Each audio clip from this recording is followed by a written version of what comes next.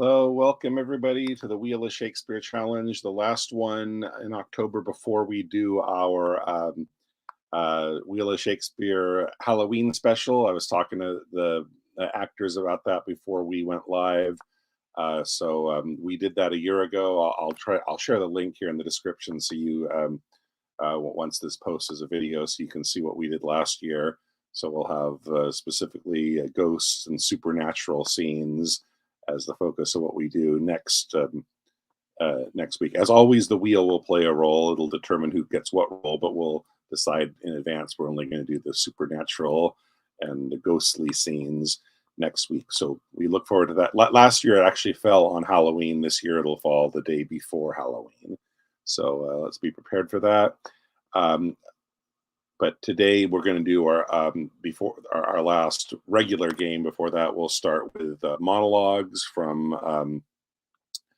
all. I think we got 8 people with us right now, and then the small scenes. So so the person that was scheduled to go first, we have Shelia goes first. And then Brannon is on deck. She will go second. There we go. So Shelia is going to perform first. She will perform.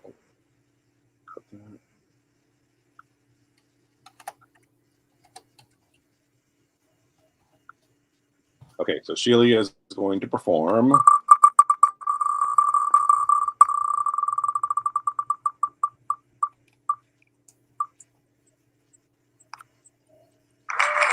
Duke Senior from As You Like It. I'm going to see the top of the scene, Act 2, Scene 1. Now my co-mates and brothers in exile.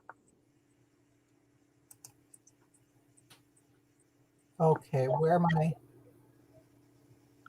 What was that? 3-1?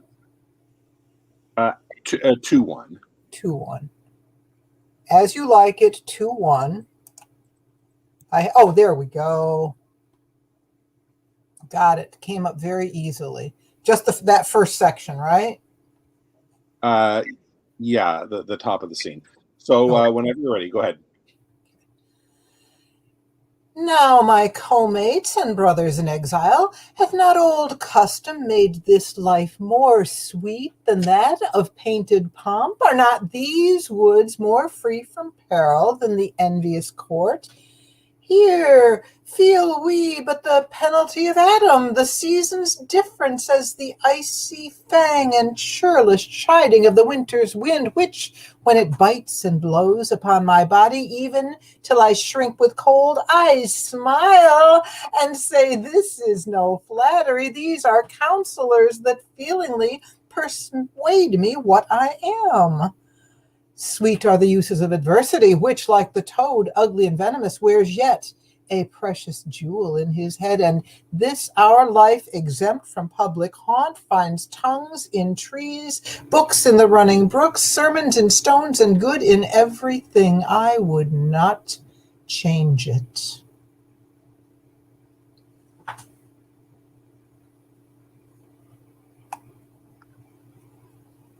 Okay.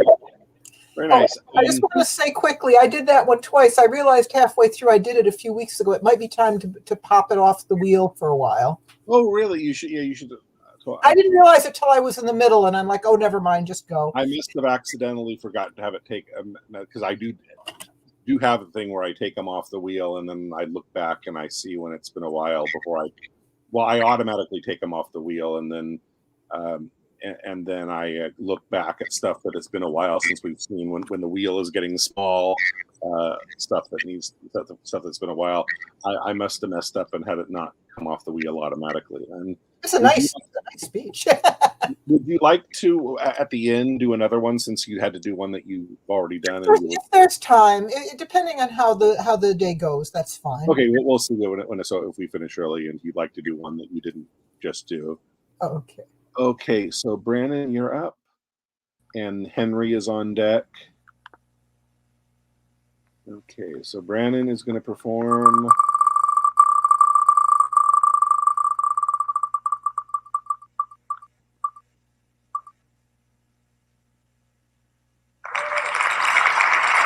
Okay, Dogberry. Okay. Dost thou not suspect my place? 4. Okay. End of Act 4, Scene 2. And if you like, I'll give you the "you are an ass" cue and then take myself Okay. out of the stream.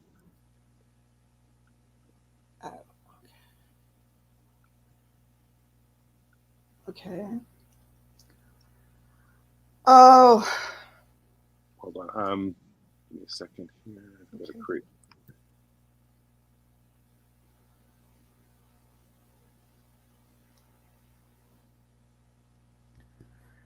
Have you found it? I just have to go down to the monologue. It starts with what? I'm in it. Dost thou not suspect my place? When Conrad calls you an ass.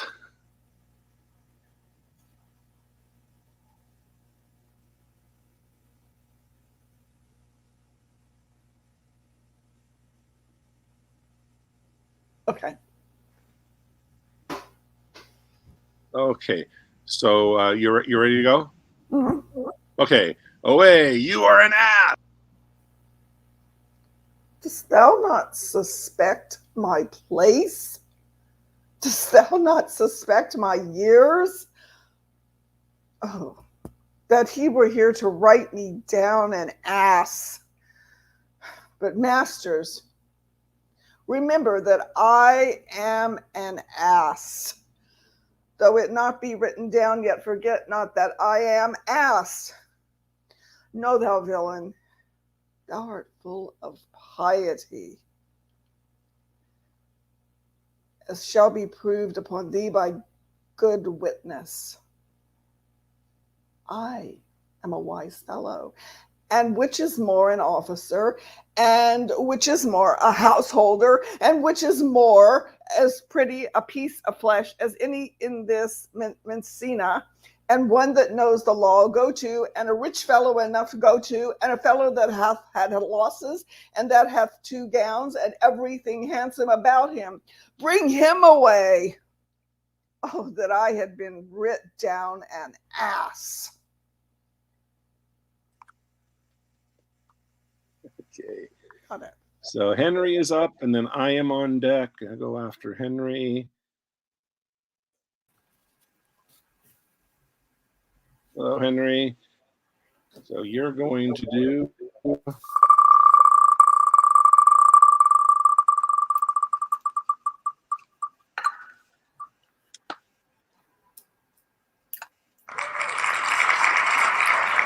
the opening of Henry V, the opening chorus, "Oh, for news of fire."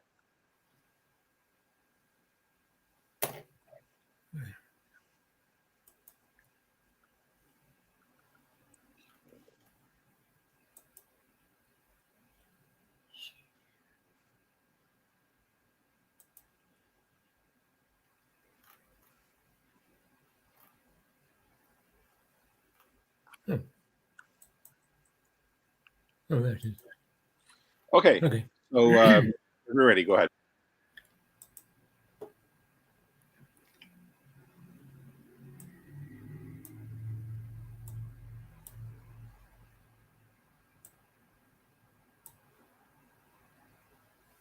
Oh.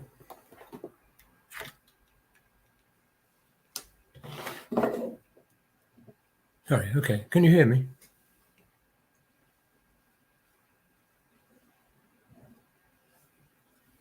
Yeah. We can hear you. Right. Sorry, my microphone wasn't on.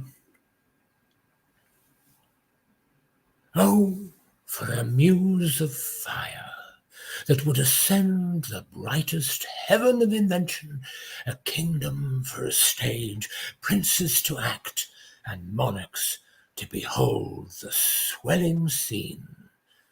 Then should the warlike Harry, like himself, assume the port of Mars, and at his heels, leashed in like hounds, should famine, sword, and fire crouch for employment.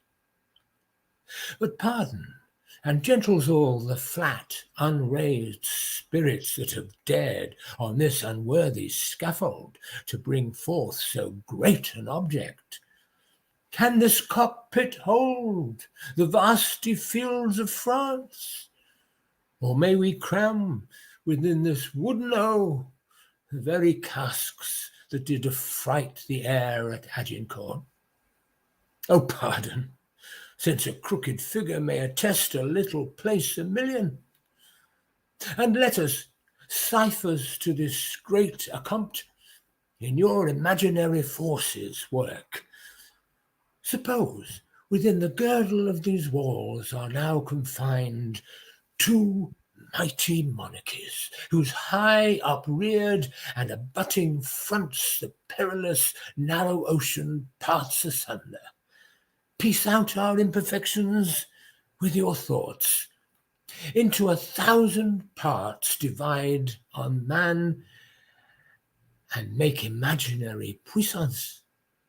Think when we talk of horses that you see them printing their proud hooves in the receding earth, for 'tis your thoughts that now must deck our kings, carry them here and there, jumping o'er times, turning the accomplishment of many years into an hourglass, for the which supply admit me, chorus, to this history, who prologue like your humble patience pray, gently to hear, kindly to judge our play.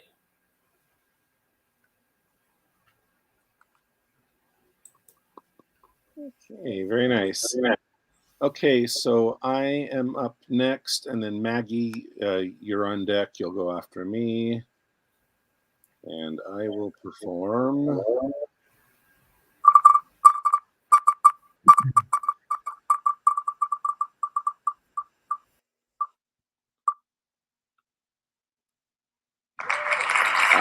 Friends, Romans, Countrymen. Awesome. So that's Act 3, Scene 2.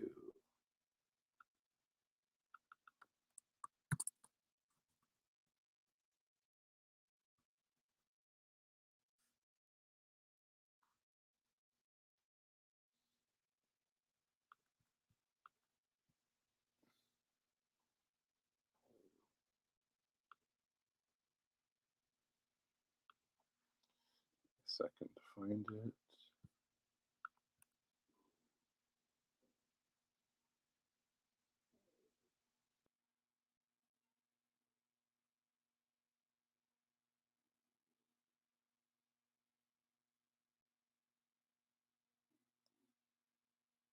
Okay, here we go. Friends, Romans, countrymen, lend me your ears. I come to bury Caesar, not to praise him. The evil that men do lives after them. The good is oft interred with their bones. So let it be with Caesar. The noble Brutus hath told you Caesar was ambitious. If it were so, it was a grievous fault. And grievously hath Caesar answered it. Here, under the leave of Brutus and the rest. For Brutus is an honorable man. So are they all honorable men. Come I to speak in Caesar's funeral. He was my friend, faithful and just to me. But Brutus says he was ambitious, and Brutus is an honorable man. He hath brought many captives home to Rome, whose ransoms did the general coffers fill. Did this in Caesar seem ambitious? When that the poor have cried, Caesar hath wept. Ambition should be made of sterner stuff. Yet Brutus says he was ambitious, and Brutus is an honorable man. You all did see that on the Lupercal I thrice presented him a kingly crown, which he did thrice refuse. Was this ambition? Yet Brutus says he was ambitious, and sure, he is an honorable man. I speak not to disprove what Brutus spoke, but here I am to speak what I do know. You all did love him once, not without cause. What cause withholds you then to mourn for him? O judgment! Thou art fled to brutish beasts, and men have lost their reason. Bear with me. My heart is in the coffin there with Caesar, and I must pause till it come back to me.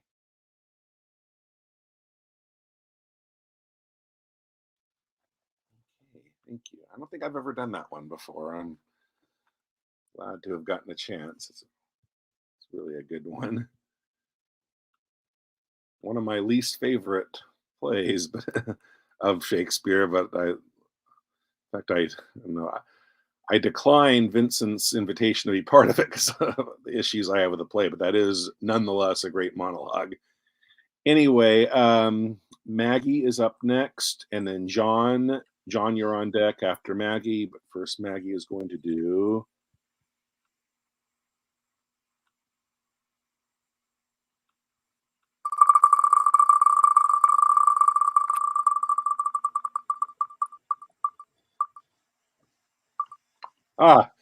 We went from one monologue, one of the chorus's monologues to this. The opening of Act 1, this is the opening of Act 4 prologue. Right? Henry V, Act 4 prologue. Okay.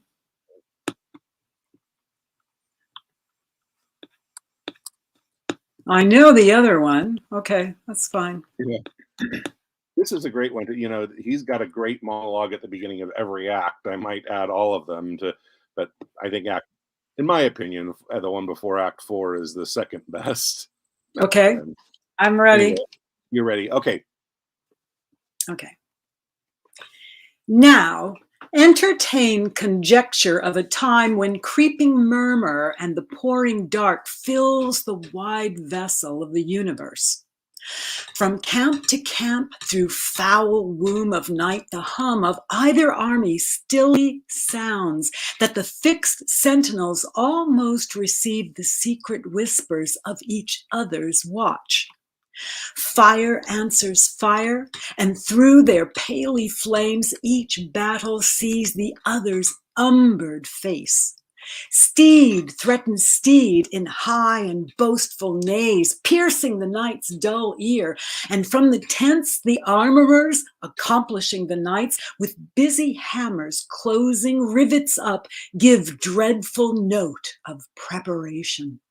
The country cocks do crow, the clocks do toll, and the third hour of drowsy morning name. Proud of their numbers and secure in soul, the confident and overlusty French do the low-rated English play at dice, and chide the crippled, tardy-gated knight, who, like a foul and ugly witch, doth limp so tediously away.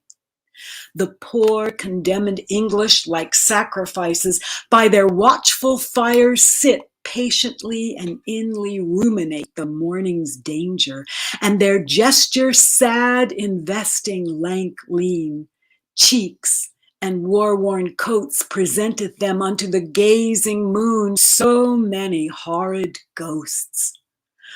Oh, now, who will behold the royal captain of this ruined band walking from watch to watch, from tent to tent? Let him cry, praise and glory on his head.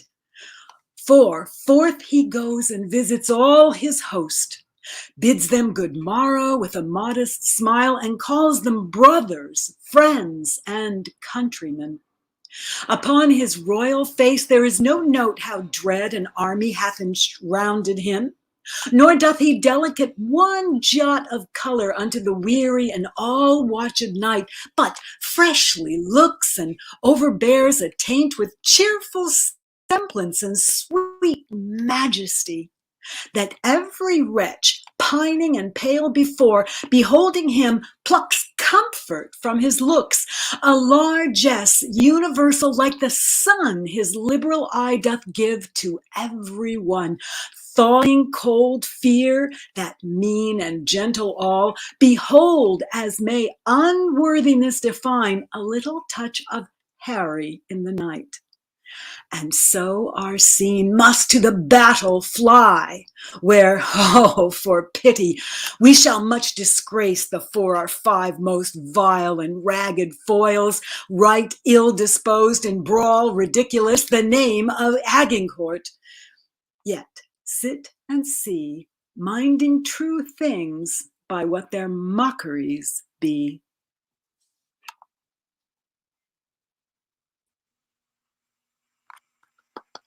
Awesome. Okay, so John is now up, and Alex. Alex, you're on deck after John. Okay, so John is going to do.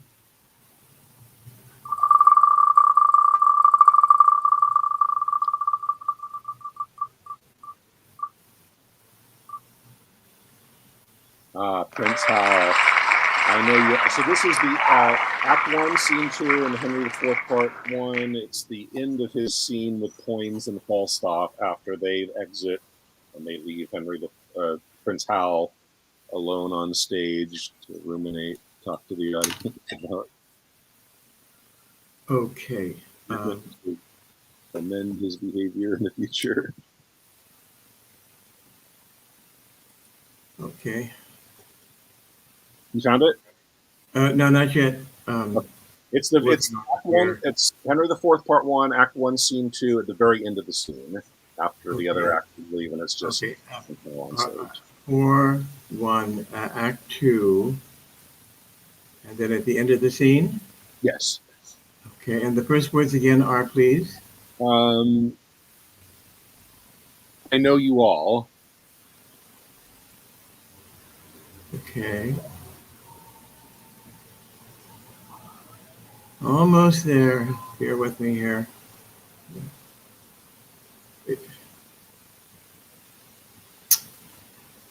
I know you all.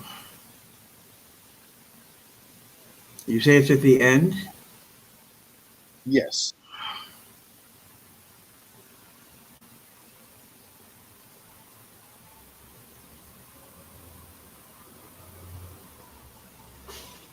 Well, maybe I have the wrong scene. Let me go all the way to the top here and see. Yeah, I know you all, and will a while. It's Act 2, Scene. Oh no, Act 1. Act 1, Scene 2. Here, since you're, let's skip to Alex, and we'll come back to you. We'll have you do this one. Okay then. After Alex goes. Okay.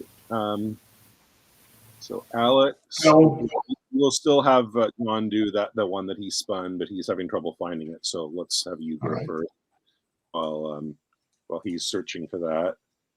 Okay, so Alex will perform.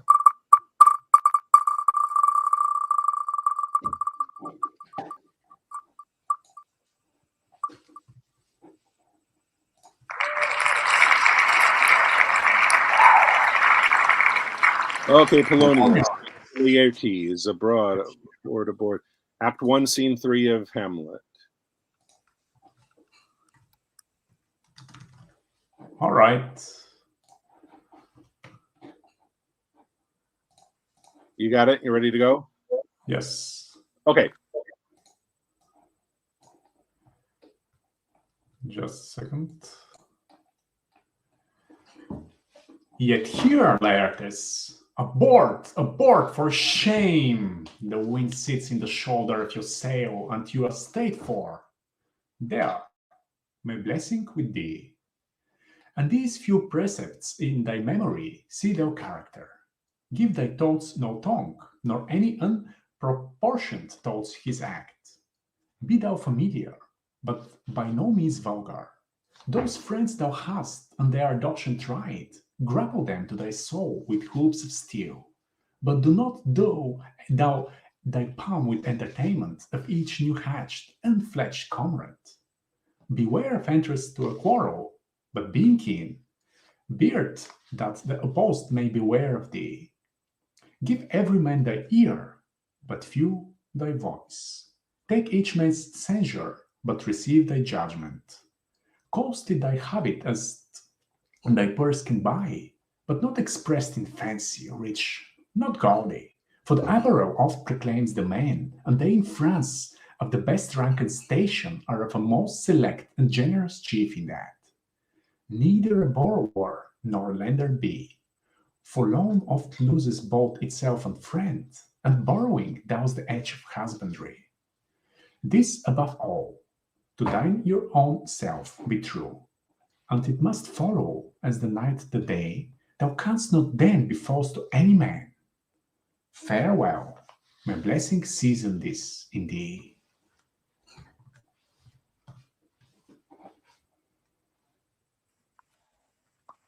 Awesome. Okay, let's see if John has found his place yet. John, did you find Prince Howell's? Yes, it is. Did you say, I know you all? Is that it? Okay.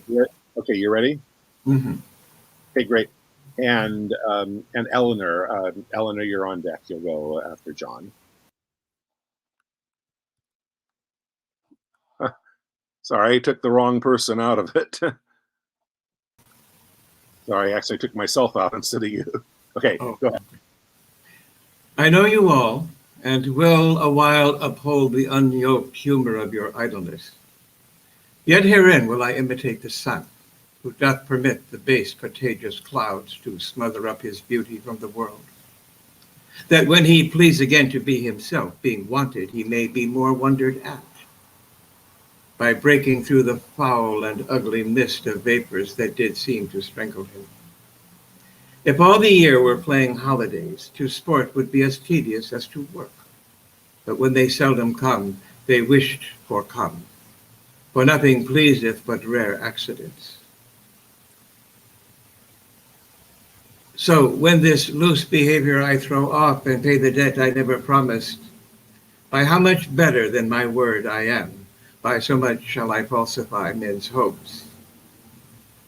And like a bright metal on a sullen ground, my reformation, glittering o'er my fault, shall show more goodly and attract more eyes than that which hath no foil to set it on. I'll so offend to make offense a skill, redeeming time when men think least I will.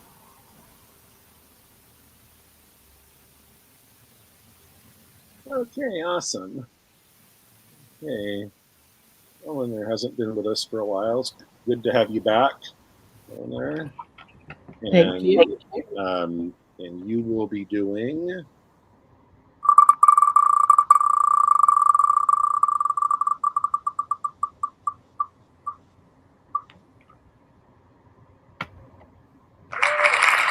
Is this a dagger I see before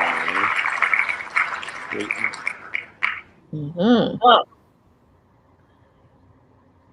Act 2, one, the very end. Let's see, is there a link? No, you don't have the MIT shake, the one that I recommend for everybody to use. I don't have it convenient to hand. If somebody has a link to it.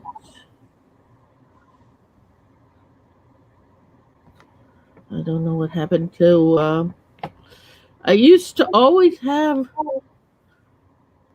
various, Shakespeare texts on my computer, but it started resetting itself, several times a day, and I guess it got lost. So, MIT. Yeah, I just sent the link went to the specific scene, and it's the end of the scene. Good. That's even better. Let's see. Now where have I lost? Here we go.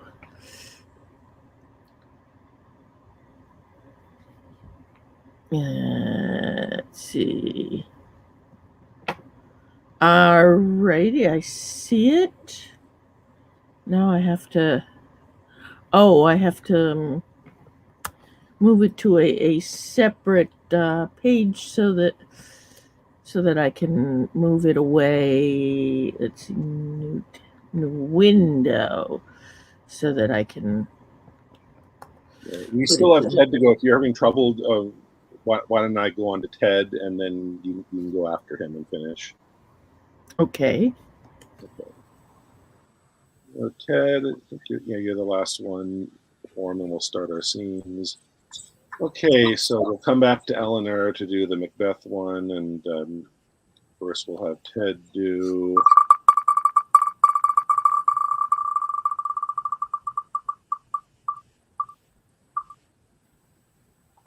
Mercutio, the Queen Mab speech. Well, I've done that one before, you know. You have? Okay, let's Yes. spin it. Okay, thanks for letting me know. So I'll keep it on the wheel for somebody else that hasn't already done it. Sure, okay. Rather than retiring it.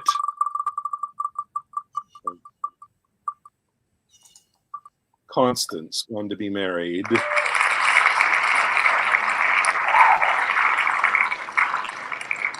King John, the beginning of Act 3, Scene 1.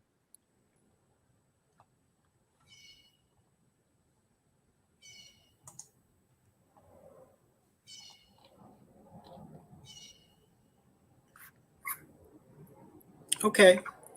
Okay, so whenever you're ready, go ahead. Gone to be married, gone to swear a peace, false blood to false blood joined, gone to be friends. Shall Lewis have Blanche and Blanche those provinces? It is not so, thou hast misspoke, misheard. Be well advised, tell o'er thy tale again. It cannot be, thou dost but say 'tis so. I trust I may not trust thee, for thy word is but the vain breath of a common man. Believe me, I do not believe thee, man. I have a king's oath to the contrary. Thou shalt be punished for thus frighting me. For I am sick and capable of fears, oppressed with wrongs and therefore full of fears. A widow, husbandless, subject to fears. A woman, naturally born to fears.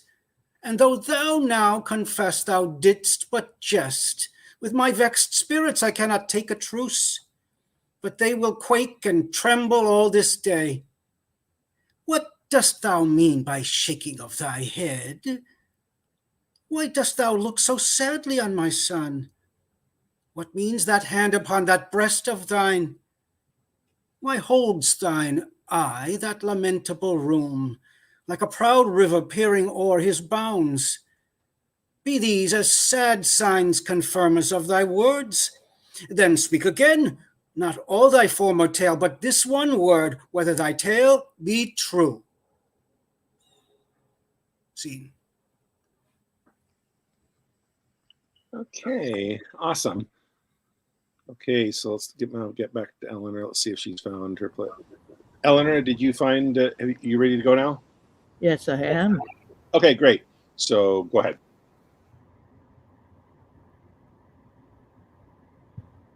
Is this a dagger which I see before me? The handle toward my hand? Come, let me clutch thee. I have thee not. And yet I see thee still. Art thou not, fatal vision, sensible to feeling as to sight? Or art thou but a dagger of the mind, a false creation, proceeding from the heat-oppressed brain? I see thee yet, in form as palpable as this which now I draw.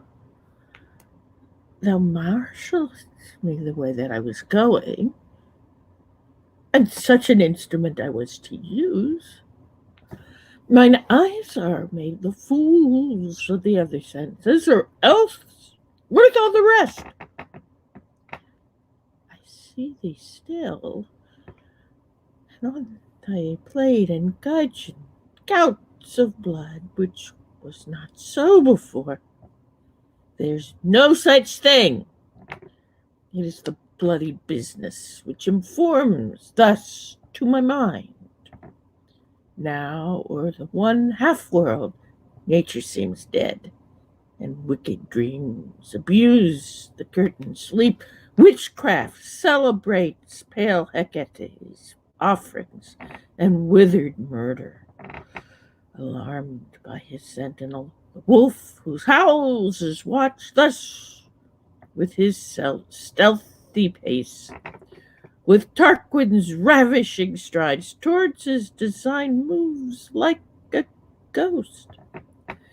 Thou sure and firm set earth, hear not my steps, which way they walk, for fear thy very stones prate of my whereabout, and take the present horror from the time which now suits with it.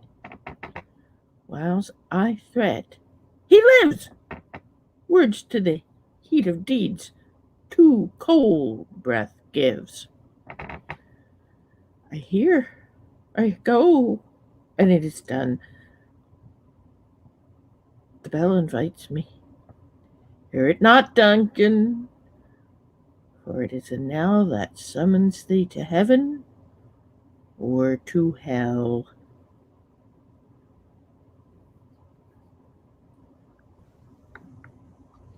Okay, very nice.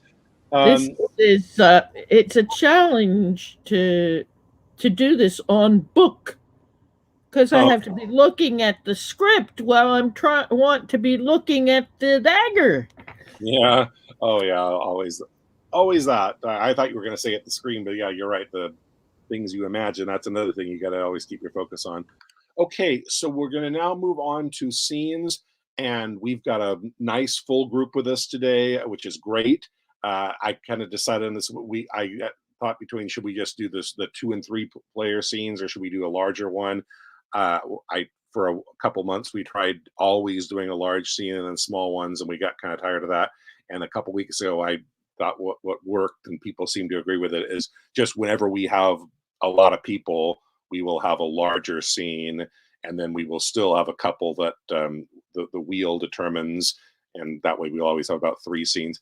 What I've decided, what I'll do, we'll spin for the other ones.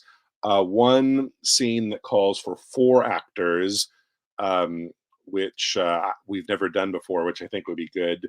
I think let's do Romeo and Juliet, the beginning of act, the one where Mercutio is, where Tybalt kills Mercutio, and then Romeo kills Tybalt, sets in motion all the stuff for the climax of the play. So that there's 4 characters to cast from that one. So we'll do it basically up to the point where Tybalt dies, and then the other citizens come in. So top of the scene up till when Romeo runs away and the other citizens come in. We'll have Benvolio, Mercutio, Tybalt, and Romeo are the 4 roles to cast from that. And then then there's 5. We'll need to create scenes for. There's 5 more of us that need a role. So the other scenes we'll do besides that Romeo and Juliet one will be.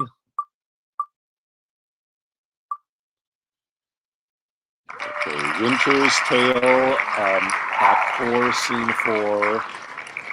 That's Perdita and Florizel. Perdita and Florizel. Roles for 3 more people.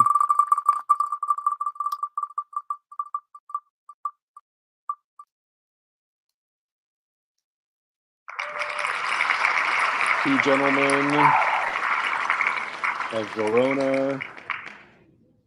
Act 3, Scene 2. That's Julia and Lucetta.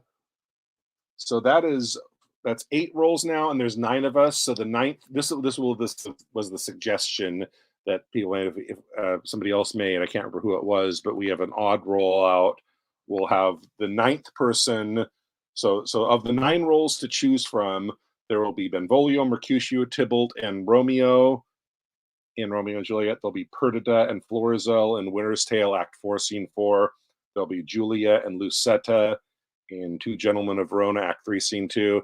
And the 9th role to cast, the person that that'll be another option you can choose. If you don't like any of the roles that are left over, you can say your option will be, I'd like to perform a second monologue. So that said, let's switch the wheel now to see who's going to get the first choice amongst those roles. Let's save here. Go to the names wheel.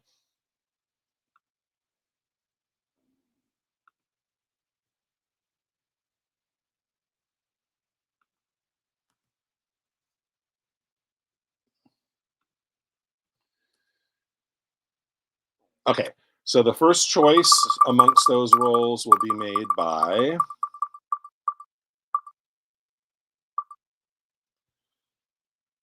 Brannon. You get first choice. What would you like? Benvolio. Benvolio. Okay. Next choice will be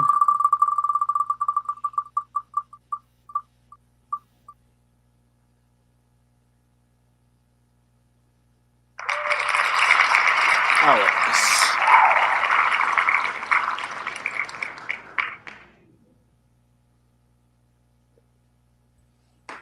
I'll take Mercutio. Mercutio. Which scene was it, by the way? Act 3, Scene 1. It'll be from the top up to the point where Tybalt dies and Romeo runs away. Okay, thanks.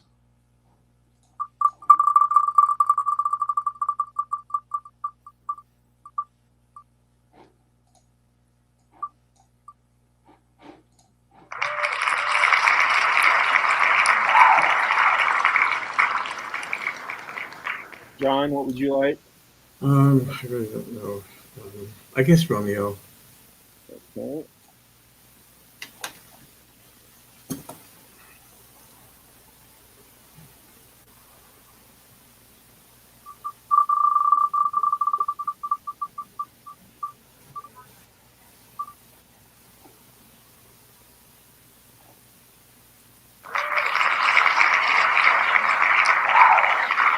Okay, what would you like?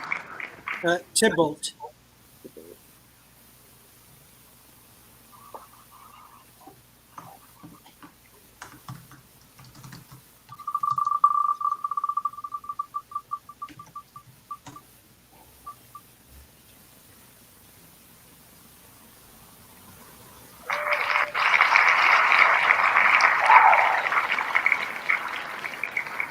Julia, what would you like? I'll do Julia. Okay.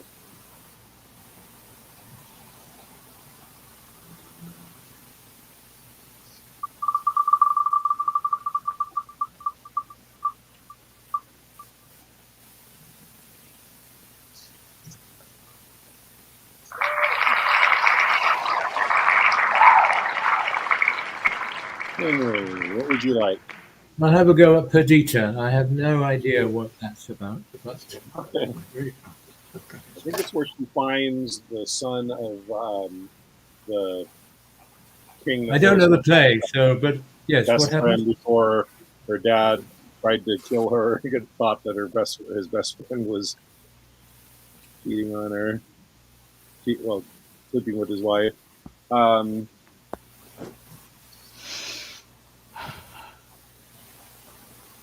Myself, Maggie, and Eleanor. So I think I will. I'm gonna do a second. I'm gonna choose. I'll do a second monologue. I'll get familiar with those. So it's between Florizel and River's Tale or Lucetta and Two Gentlemen. Eleanor. Eleanor, what would you like? What are the two scenes in question?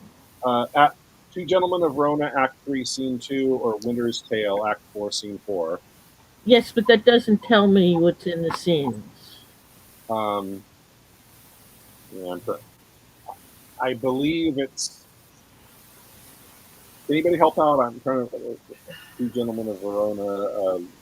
Lucetta is the serving woman to Julia, who's I think in Act 3. It's they would be talking. It's after Proteus has already declared he loves Julia, but he's messing around with Sylvia at this point. I think they're talking about should she follow, and Julia's about to run after him, and she's I'll talking do the Julia and Lucetta scene. Okay, so Julia's Julia and you'll be Lucetta. Okay. And then that leaves, so Maggie will be Florizel. So we're going to do Romeo and Juliet with Brandon, Alex, Ted, and John, and Winter's Tale with Henry and Maggie, and the two gentlemen scene with Julia and Eleanor. And then I will do a second monologue.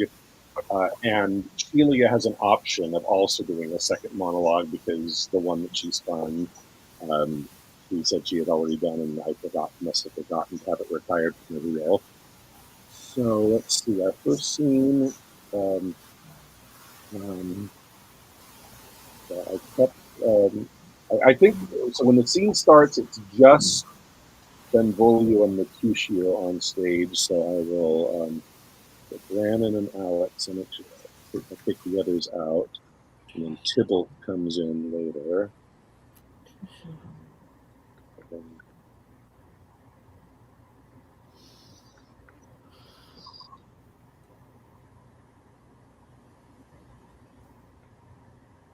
Oops. Should have been Alex.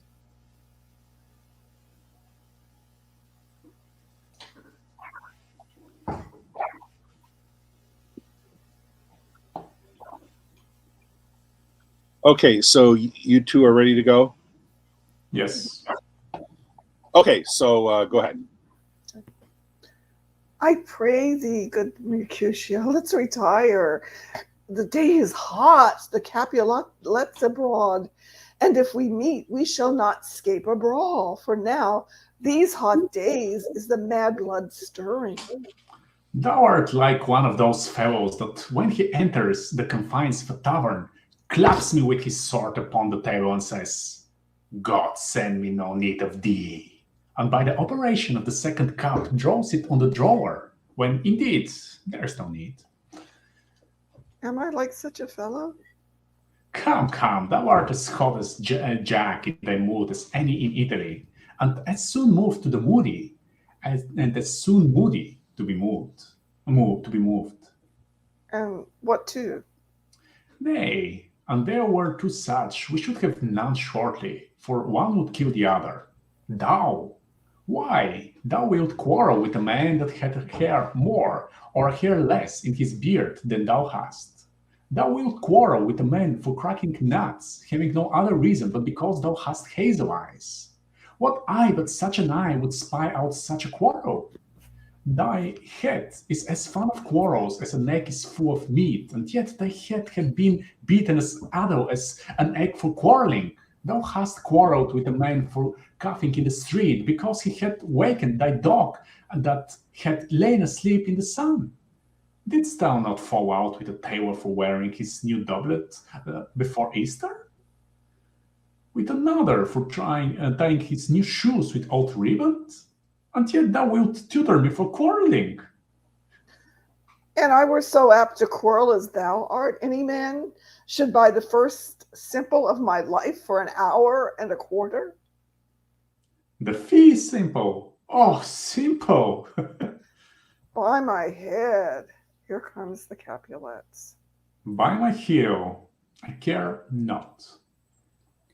Follow me close, for I will speak to them. Gentlemen, good den, a word with one of you. And but one word with one of us? Couple it with something. Make it a word and a blow. You shall find me apt enough to that, sir, and you will give me occasion. Could you not take some occasion without giving? Mercutio, thou consortst with Romeo. Consort? What, dost thou make us minstrels? And thou make minstrels of us. Look to hear nothing but discords. Here's my fiddlestick. Here's that shall make you dance. Zounds, consort! We talk here in the public haunt of men. Either withdraw into some private place and reason coldly of your grievances, or else depart. Here all eyes gaze on us. Men's eyes were made to look, and let them gaze. I will not budge for no man's pleasure. I. Well, peace be with you, sir. Here comes my man. But I'll be hanged, sir, if you wear your livery. Marry, go before the field, he'll be your follower. Your worship in that sense may call him man. Romeo, the hate I bear thee can afford no better term than this. Thou art a villain. Tybalt, the reason that I have to love thee doth much excuse the appertaining rage to such a greeting. Villain am I none, therefore farewell. I see thou know'st me not. Boy, this shall not excuse the injuries that thou hast done me. Therefore turn and draw. I do protest I never injured thee, but love thee better than thou canst devise, till thou shalt know the reason of my love. And so, good Capulet, which name I tender as dearly as my own, be satisfied. Oh, Count, dishonorable, vile submission! Alas to cut the carries away. Tybalt, you rat catcher, will you walk? What wouldst thou have with me? Good king of cats, not but one of your 9 lives. That I mean to make both without, and as you shall use me hereafter, dry beat the rest of the 8. Will you pluck your sword out of his pitcher by the ears? Make haste, lest mine be about your ears ere it be out. I am for you. Gentle Mercutio, put thy rapier up. Come, sir, you passado. Draw, Benvolio. Beat down their weapons. Gentlemen, for shame, forbear this outrage. Tybalt, Mercutio, the prince expressly hath forbidden bandying in Verona streets. Hold, Tybalt, good Mercutio.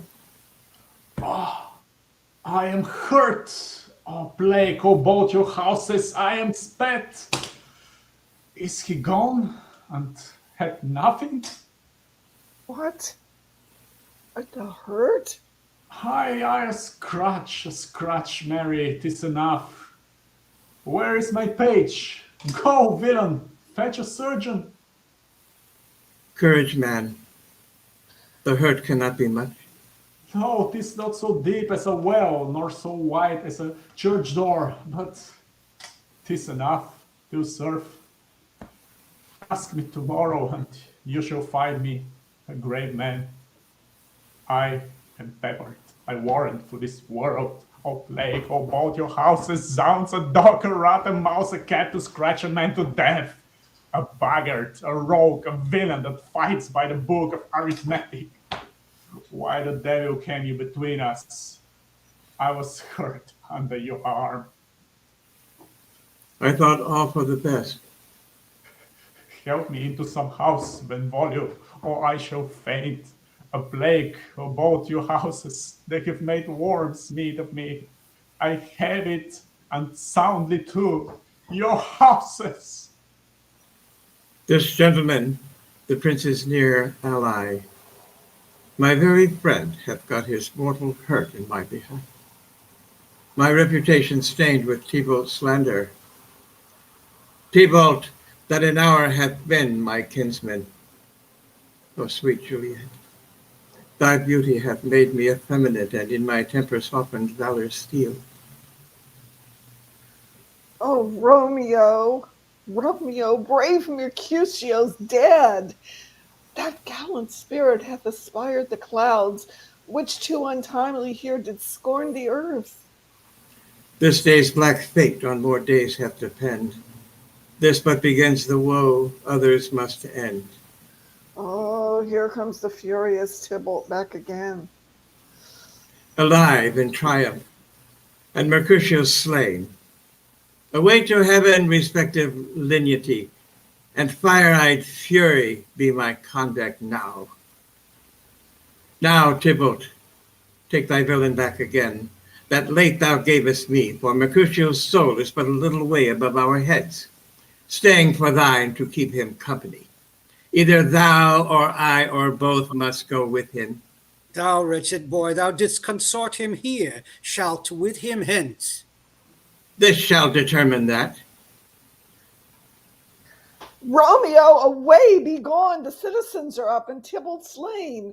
Stand not amazed. The prince will doom thee death if thou art taken. Hence, be gone away. Oh, I am fortune's fool. Well, why dost thou stay?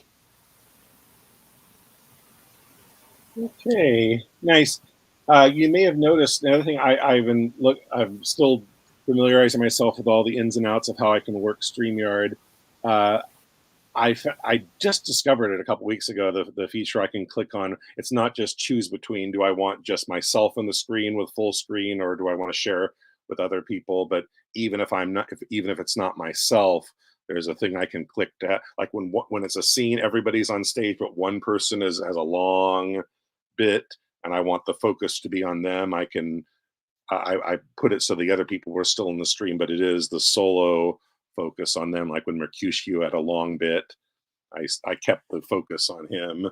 So that's pretty, and that worked pretty well. I'll keep that in mind from now on. So anyway, we have The Winter's Tale, Act 4, Prudita and Florizel. So we got Henry and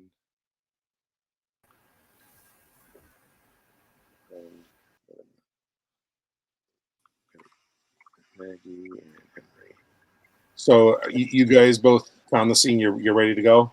I think so. Okay, so when you're ready, go ahead. Okay. These your unusual weeds to each part of you do give a life. No shepherdess, but Flora peering in April's front. This your sheep shearing is as a meeting of the petty gods, and you the queen on't. Oh, sir, my gracious lord, to chide at your extremes, it not becomes me. Oh, pardon that I name them. Your high self, the gracious mark of the land you have obscured with a swain's wearing, and me, poor lowly maid, most goddess-like pranked up. But that our feasts in every mess have folly, and the feeders digest it with custom, I should blush to see you so attired, sworn, I think, to show myself a glass. I bless the time when my good falcon made her flight across thy father's ground. Now Jove afford you cause. To me the difference forges dread. Your greatness hath not been used to fear. Even now I tremble to think your father by some accident should pass this way as you did. Oh, the fates, how he would look to see his work so nobly, vilely bound up. What would he say, or how should I, in these my borrowed flaunts, behold the sternness of his presence? Apprehend nothing but jollity. The gods themselves, humbling their deities to love, have taken the shapes of beasts upon them. Jupiter became a bull and bellowed, the green Neptune a ram and bleated, and the fire-robed god, golden Apollo, a poor humble swain, as I see them now. Their transformations were never for a piece of beauty rarer, nor in a way so chaste, since my desires run not before mine honor, nor my lusts burn hotter than my faith. Oh, but sir, your resolution cannot hold when 'tis opposed, as it must be, by the power of the king. One of these two must be necessities, which then will speak that you must change this purpose, or I my life. Thou dearest Perdita, with these forced thoughts, I pray thee, darken not the mirth of the feast, or I'll be thine, my fair, or not my father's. For I cannot be mine own, nor anything to any, if I be not thine.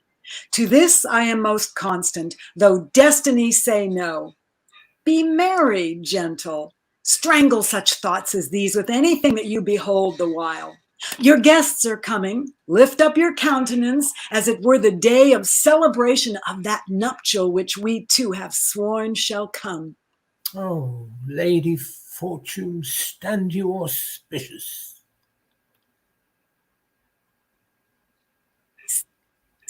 See your guests approach, address yourself to entertain them sprightly, and let's be red with mirth.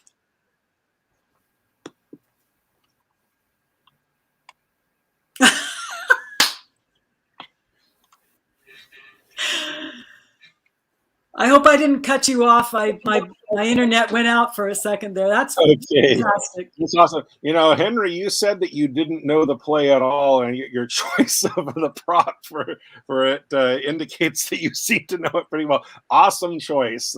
That really added to it a lot. Next we had a scene with Julia and Lucetta. I'm looking it over. I think I might have labeled that wrong. Yes, Julia- there are two scenes. The one I think you has two monologues by Julia, which we have those monologues on the monologue wheel. So I thought of the two, that Act 2, Scene 7 is nice and fresh. There aren't monologues in it. It's more of a balance. I'm going to say it's up to the two of you, since I screwed up with numbering it. I mean, if you found something, you found a different Julia and Lucetta scene you'd like to do, you can do that. Or if you prefer, I can just spin again for something for the two of you to do. Eleanor, do you have it? I put the link in the chat. The Scene 7 one? Yes, Act 2, Scene 7. Yep. Got it. Okay, so you want to do that? I'm basically, your straight man, is it? The maid, her maid. Yeah, well, I feed her the line. So if you two have figured out where what I meant to say was the location of this, and you're ready to go, then go ahead. Okay. Are you ready, Eleanor? Yes. Okay.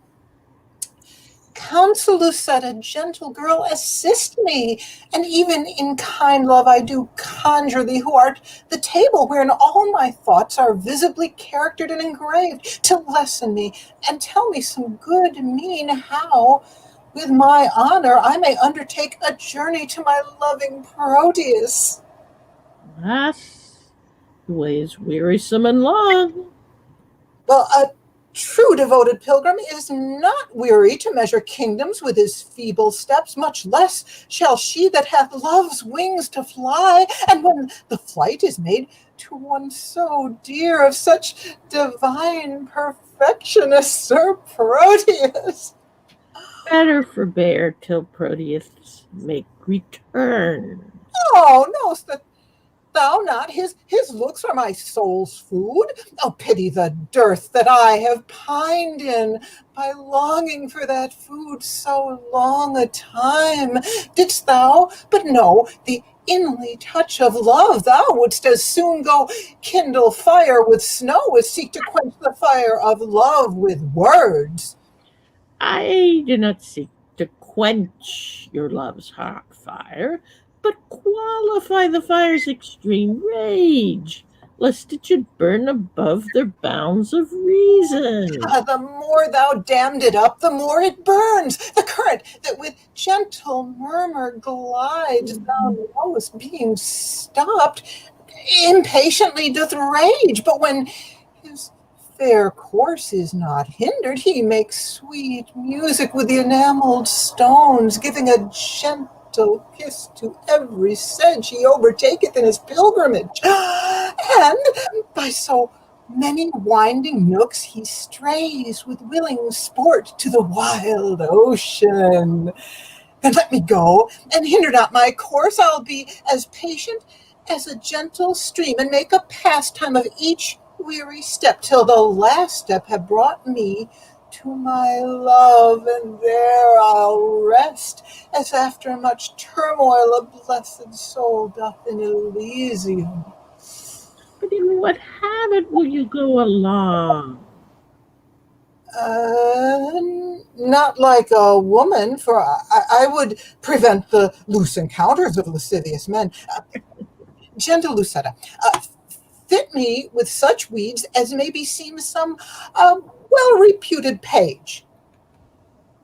Why, then, Your ladyship must cut your hair. No, girl, I'll knit it up in silken strings with 20 odd conceited true love knots. To be fantastic may become a youth of a greater time than I shall show to be. What fashion, madam, shall I make your breeches? Oh, that fits as well as, tell me, my lord, what compass will you wear your farthingale? Why, even what fashion thou likest best, Lucetta. You must needs have them with a codpiece, madam. Oh, out! Lucetta, that would be ill-favored. A round hose, madam, now's not worth the pin, unless you have a codpiece to stick pins on. Oh, Lucetta, as thou lovest me, let me have what thou thinkest meet and is most mannerly. But tell me, wench, how will the world repute me for undertaking so unstated journey? I fear me it will make me scandalized. If you think so, then stay at home and go not. Nay, that I will not. Then never dream on infamy, but go. If Proteus liked your journey when you come, no matter who's pleased when you are gone. I fear me he will scarce be pleased withal. That is the least, Lucetta, of my fear. 1,000 oaths, an ocean of his tears, and instances of infinite of love warrant me welcome to my Proteus. All these are servants to deceitful men.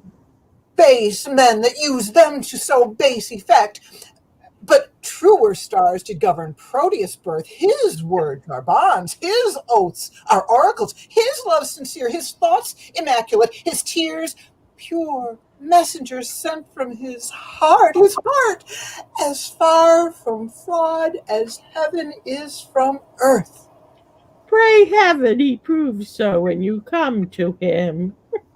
Now, as thou lovest me, do him not that wrong to bear a hard opinion of his truth. Only deserve my love by loving him, and presently go with me to my chamber to take a note of what I stand in need of, to furnish me upon my longing journey. All that is mine I leave at thy dispose, my goods, my lands, my reputation. Only in lieu thereof dispatch me hence. Come, answer not, but to it presently. I am impatient of my tarriance.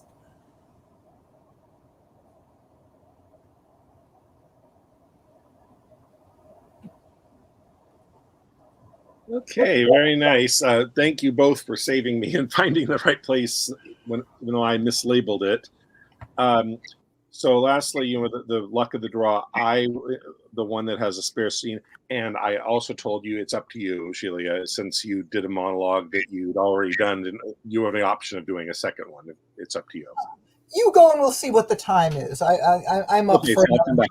sure. Okay, so let's see. For my second monologue, instead of saying I will do.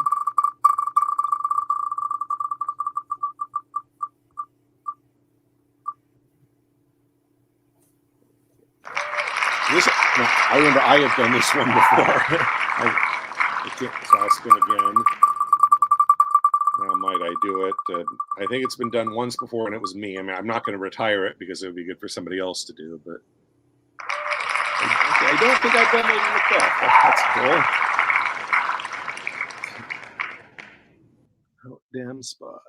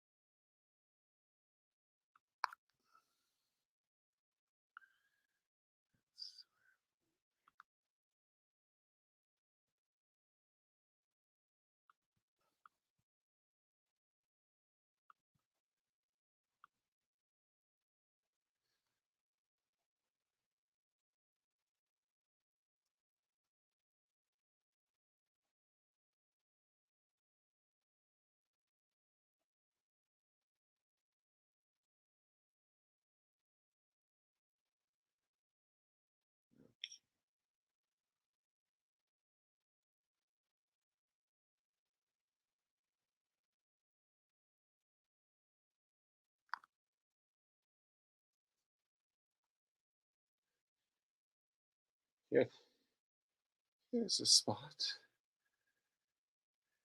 Out. Damn spot. Out, I say.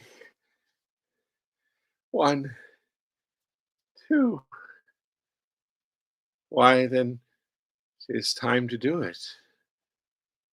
Hell is murky. Fie, my lord. Fie. A soldier and afeard. What need we fear who knows it, when none can call our power to account?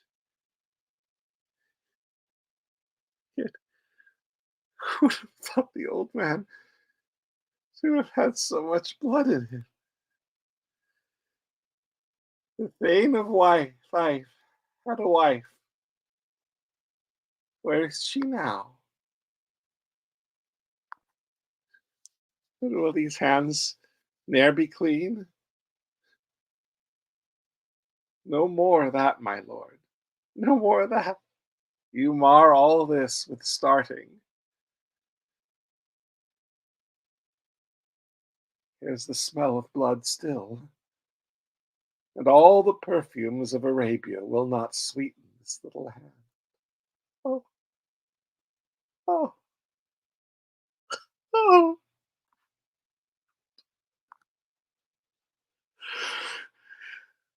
Wash your hands.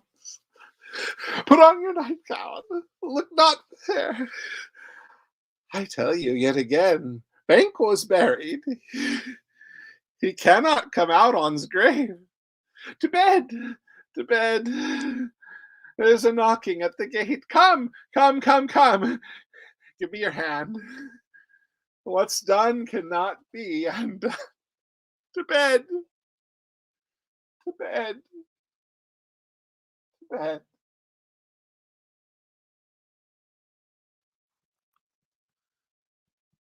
Okay, thank you.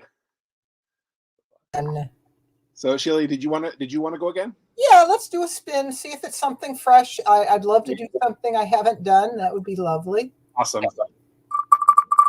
Okay, so Sheila will finish us up with one more monologue, and then we'll get ready for next week's Halloween special. Yeah, so a different Mark Antony speech from a different same character from a different play. All is Lost, where he thinks Cleopatra's betrayed him after they're losing to Augustus Caesar. Act 4, Scene 12, it begins, all is lost, this foul Egyptian hath betrayed me.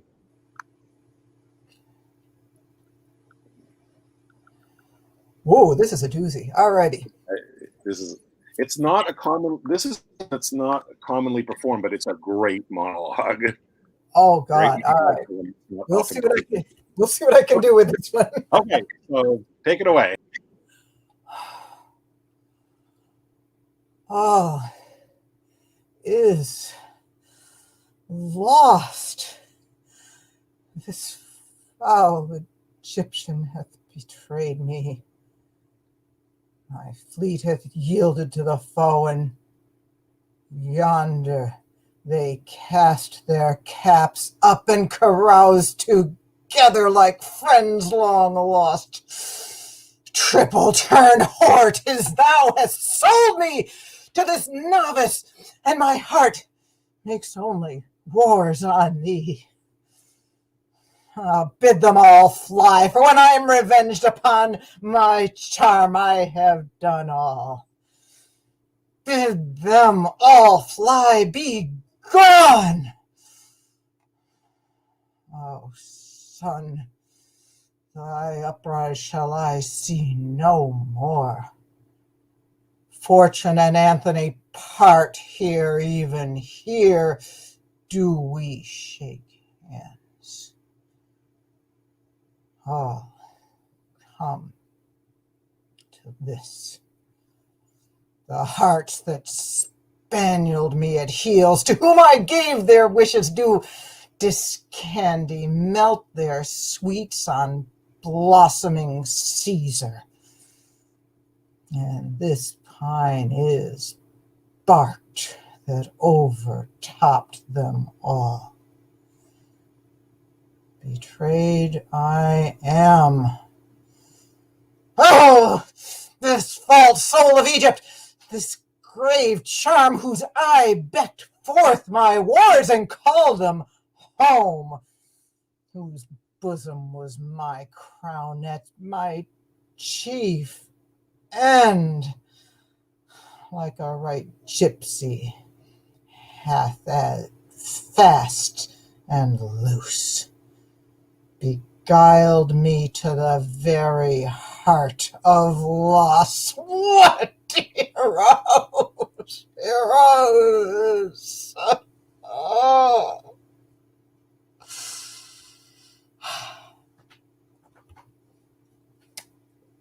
So we ended on a happy note here. Yeah.